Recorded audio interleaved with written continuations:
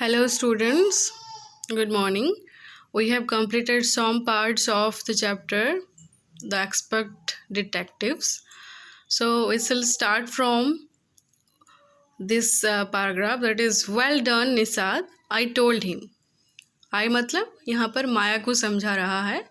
She told Nisad that well done. Now that we have made some progress with our inquiries, उन्होंने जो inquiries कर रहे थे, वो जो पूछताछ कर रहे थे, उसमें उन्होंने थोड़ा progress कर लिया है. We all have to sort out all the facts like expert detectives so that we can trap the crook. Trap मतलब पकड़ सकें क्रूक को. क्रूक मतलब डिसऑनेस्ट पर्सन, क्रिमिनल. हम सारे फैक्ट्स को सॉर्ट आउट करेंगे, अरेंज करेंगे. How you to go on Maya, 7 sighed. How can you possibly imagine he is a crook, he looks so ordinary. How you to go on, तुम ऐसे कैसे जा सकती हो, तुम ऐसे कैसे इमेजिन कर सकती हो कि वो एक क्रूक है, वो एक क्रिमिनल है. वो तो बहुत ही ऑर्डिनरी से दिखते हैं. Criminals can look quite ordinary smarty. वो ऑर्डिनरी और स्मार्टी ही दिखते हैं. आई रिटॉर्टेड मतलब वो वापस उसको जवाब देती है. Did you see the picture of the Hyderabadi house breaker in the papers yesterday. कल तुमने यस्टरडे के पेपर में देखा था कि हैदराबाद का जो हैदराबादी हाउस ब्रेकर जो था, he looked like any man on the street. Nishad looked doubtful. वो भी थोड़ा डाउटफुल हो जाते हैं. हाँ, सच में माया जो बोल रही है वो सच है कि जो क्रिमिनल्स होते हैं वो सच में ऑर्डिनरी सा दिखते हैं, लेकिन उनका काम ऑर्डिनरी नहीं होता. The monsoons broke the next day. Dark clouds accompanied by blinding flashes of lightning and roaring rolls of thunder burst with all their fury, flooding the streets with a heavy downpour. तो next day क्या होता है, बहुत ज़्यादा बारिश होती है monsoons की वजह से. डार्क क्लाउड्स और लाइटनिंग, थंडर, बहुत ज़्यादा आवाज़ करके बारिश होती है. और रास्ते सारे रास्ते में फ्लडिंग की तरह पानी जम जाती है. School was to have reopened after the summer holidays, but no traffic could move through the flooded roads and there was an unexpected holiday. So उनको एक हॉलीडे मिल जाता है. समर हॉलीडेज़ के बाद स्कूल उनका ओपन होना था, लेकिन बारिश की वजह से सारे रोड बंद हो जाते हैं. उसकी वजह से स्कूल में उनको छुट्टी मिल जाती है. I thought I had spent the time usefully. I sat at my desk in our bedroom with a sheet of paper before me. So माया बोल रही है कि मैं टाइम को थोड़ा यूज़फुली स्पेंड करना चाहती थी उस हॉलीडे को, और मैं अपने बेडरूम में डेस्क पर बैठी और अपने सामने एक पेपर रखा. So here is the comprehension check of this chapter, of this part. We shall see it later. We shall continue with unit 2. I wrote in large block letters. So उन्होंने एक block letters में लिखा, catching a crook, एक criminal को पकड़ना. Expert detectives Nishad and Maya Pandit by appointment to the whole world. So पूरे whole world के appointment से वो लोग एक्सपर्ट डिटेक्टिव्स खुद को नाम दे रहे हैं. ये उसने एक क्रिमिनल को पकड़ना, उसका जो पेपर था उसमें ये हेडिंग लिखती है, Nishad and Maya Pandit by appointment to the whole world. By appointment to मतलब ऑफिशियली चूजन, उनको चूज़ किया गया है डिटेक्टिव की तरह. Then I began writing. Maya बोलती है मैंने लिखना शुरू किया.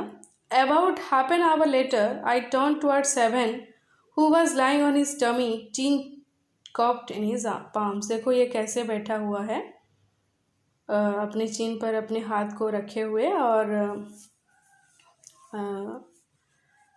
ऐसे पेट के बल पड़ा हुआ है. आधे घंटे लिखने के बाद वो देखती है. रीडिंग कॉमिक्स, वो कॉमिक्स पढ़ रहा था. Want to hear what I have written, क्या तुम सुनना चाहती हो मैंने क्या लिखा है. ही लुक्ड अप क्वेश्चनिंगली, वो एक सवाल पूछने की तरह वो देख रहा है. I have listed all the facts we know about Mister Nath which might help us to trap him. So she had written all the facts they have collected. So उन्होंने जो सारे फैक्ट्स कलेक्ट किए थे मिस्टर नाथ के बारे में उसको लिखा है.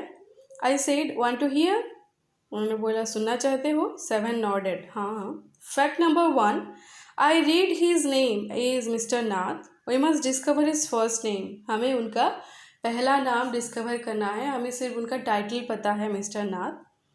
Do you think that's his real name Maya? क्या तुमको सच में लगता है कि वो उनका रियल नेम है? निषाद आस्क्ड। प्रोबेबली नॉट, नहीं भी हो सकता है, प्रोबेबली उसकी संभावना है कि नहीं हो सकता है। I said most crooks have an alias, alias मतलब एन अल्टरनेट नेम, उनका दूसरा नाम भी होता है। और I added a big question mark after Nath. So Maya ने मिस्टर नाथ के लास्ट में क्वेश्चन मार्क डाल दिया। Fact number 2, I read on. The tenants at Shankar house say he is mad, strange and unfriendly. जो टेनेंट्स थे, जो लोग रेंट पर रह रहे हैं शंकर हाउस में, वो बोलते हैं कि वो मैड है, स्ट्रेंज है और अनफ्रेंडली हैं, वो पागल हैं, थोड़े स्ट्रेंज बिहेवियर है उनका और फ्रेंडली नेचर के नहीं हैं।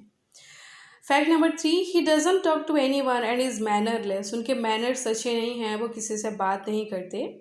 But he did talk to us Maya and mama says he is very polite. Nishad interrupted, Nishad interrupt करके बोल रहा है, बीच में रोक के बोल रहा है कि नहीं, मामा ने बोला था तो वो तो बहुत फ्रेंडली हैं, बहुत ही पोलाइट हैं, वो तो हमारे साथ भी बात किए थे।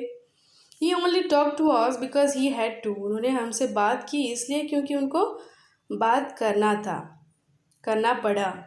And since he was under mama's medical treatment he had to be polite, वो ममा की मेडिकल ट्रीटमेंट के अंडर हैं, इसी वजह से उनको पोलाइट तो होना ही पड़ेगा। Fact number 4, he doesn't receive any letters, उनको कोई लेटर्स नहीं आते। 7 नॉडेड, हाँ, वो सर को हिला के बोल रहा है हाँ हाँ। Number 5, he has been living in room 10 of Shankar house for more than a year, वो 1 साल से ज़्यादा हो गया शंकर हाउस में रह रही हैं, रूम नंबर 10 में। Number 6, he doesn't work and sits in his room all day, वो कोई काम नहीं करते और रूम में हर दिन बैठे रहते हैं दिन भर।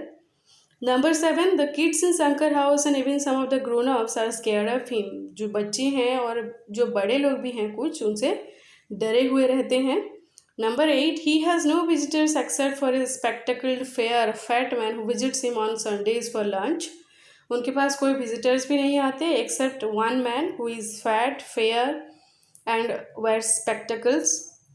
Number 9, food and tea are taken to his room by Ramesh from the restaurant downstairs, उनके लिए food और tea लिया जाता है downstairs से restaurant के।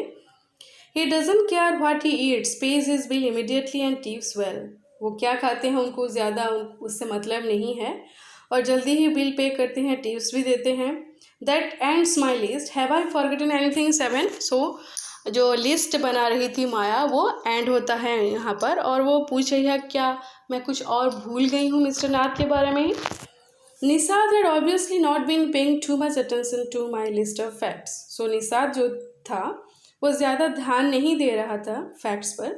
All he could say was poor man Maya, he must be so lonely if it doesn't have any friends. So वो बोलता है कि बहुत ही बुरी बात है, बेचारे उनके पास कोई फ्रेंड्स नहीं हैं, सो वो बहुत लोनली होंगे।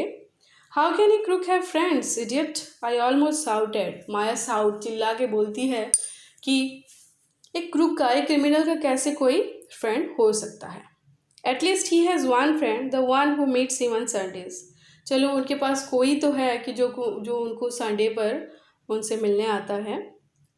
ए brilliant thought occur to me just then, उसी वक्त मेरे दिमाग में एक थाट आता है।